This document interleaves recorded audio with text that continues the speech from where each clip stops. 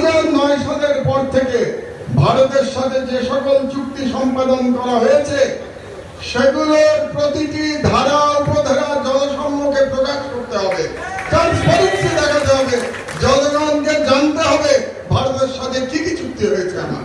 এক, দুই, এটার সেকেন্ড পার্ট হচ্ছে এগুলো পুনর্বিবেচনার জন্য একটা কমিটি গঠন করতে হবে যেখানে দেশপ্রেমিকরা থাকবে, যেখানে ডক্টর ইফতেখারুজ্জামান এবং ডক্টর দেবপ্রিয়র মতো কোনো ব্যক্তি, ফ্যাসিবাদের কোনো দোষক এবং ভারতীয় হেজেমনির এদেশীয় কোনো দালাল থাকতে পারবে না। 5 নম্বর দাবি, বঙ্গবন্ধু এভিনিউকে আমাদের পাশে শহীদ আবরার এভিনিউ নামকরণ করতে হবে। কারণ আপনাদের বুঝতে হবে এই ছাত্র জনতার বিপ্লব শুরু হয়েছে শহীদ আবরারের শাহাদাতের মধ্যে দিয়ে। এই ছাত্র জনতার ইন্ডিয়ান হেজেমনি বিরোধী বিপ্লব শুরু হয়েছে। এই বিপ্লবের জন্য তার নাম বঙ্গবন্ধু এভিনিউ থাকতে পারবে না, এখানে এটা শহীদ আবরার এভিনিউ করতে হবে। আর শেখ মুজিবুর রহমানকে মনে রাখতে হবে আপনাদেরকে। আপনারা যারা শেখ মুজিবুর রহমান সম্পর্কে এক ধরনের সফটনেস আপনাদের মধ্যে আছে, আপনাদের মনে রাখতে হবে শেখ মুজিবুর রহমান স্বাধীন বাংলাদেশের প্রথম স্বৈরাচারী নেতা এবং শেখ মুজিবুর রহমান ফ্যাসিস্ট শেখ হাসিনা ফ্যাসিবাদের আইকন। একটা ফ্যাসিবাদ উত্তর বাংলাদেশে কোন ফ্যাসিবাদের আইকনের নামে কোন স্থাপনা থাকতে পারবে না। পরিষ্কার কথা আমাদের। শেখ মুজিবুর রহমানকে আমরা ফ্যাসিবাদের আইকন হিসাবে দেখি এবং এর জন্য যদি কেউ দায়ী থাকে সে শেখ হাসিনা নিজে দায়ী। কারণ 16 বছর ধরে সে শেখ মুজিবকে সর্বত্র ফ্যাসিবাদের আইকন হিসাবে প্রতিষ্ঠিত করেছে। 6 নম্বর দাবি, ওয়ার্ল্ড হেলথ অর্গানাইজেশন থেকে ফ্যাসিস্ট হাসিনার কন্যা সাইমা ওয়াজেদ পুতুলের নমিনেশন অনতিবিলম্বে প্রত্যাহার করতে হবে।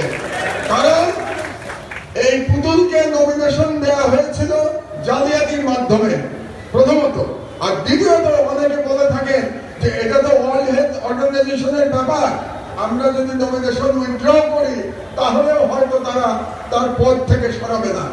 কিন্তু সেটা ভিন্ন প্রসঙ্গ।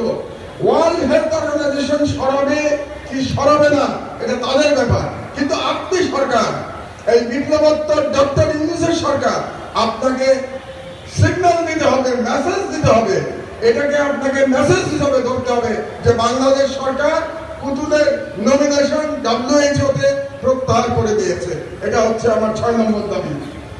নাম্বার 7, আমি এবার জেলে গিয়ে 2 জন ব্যক্তি যারা জেলে মারা গেছেন তাদের মৃত্যু নিয়ে এই 5 দিনে অনেক কথা শুনে এসেছি। বিগত ফ্যাসিবাদী সরকারের আমলে তারা মৃত্যুবরণ করেছেন, কিন্তু আমাকে জেল থেকে যেটা বলা হয়েছে 2 জনকেই হত্যা করা।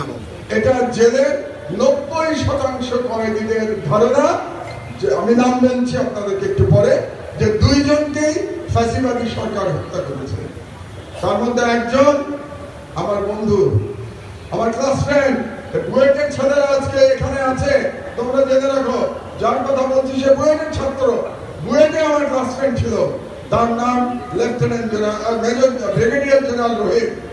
ব্রিগেডিয়ার জেনারেল রহিম জেলে বন্দী ছিল 10টা অস্ত্র মামলা এবং 21 আগস্ট গ্রেনেড হামলার মামলায়, এবং তাকে বলা হয়েছে সে হার্ট অ্যাটাক করে মারা গেছে। কিন্তু আমাকে বলা হচ্ছে যে তার হার্ট অ্যাটাক হয়েছিল, তারপরে তার চিকিৎসা করা হয়নি। এখানে ডাক্তার একজন বসে আছে, ডাক্তার সালাউদ্দিন, তাকে যখন আইসিইউতে নিয়ে গেছে, আইসিইউ এর বিদ্যুৎ বন্ধ করে দেওয়া হয়েছিল, পাওয়ার ছিল না আইসিইউতে, কোনো ইলেকট্রিসিটি ছিল না, 2 থেকে 3 ঘন্টা ইলেকট্রিসিটি ছিল না। ওইখানে ওই অবস্থায় ব্রিগেডিয়ার জেনারেল রহিম মারা গেছে, রীতিমতো ছটফট করতে করতে মারা গেছে। এটা আমাকে একজন কয়েদি বলেছে। সত্য মিথ্যা আমি জানি না।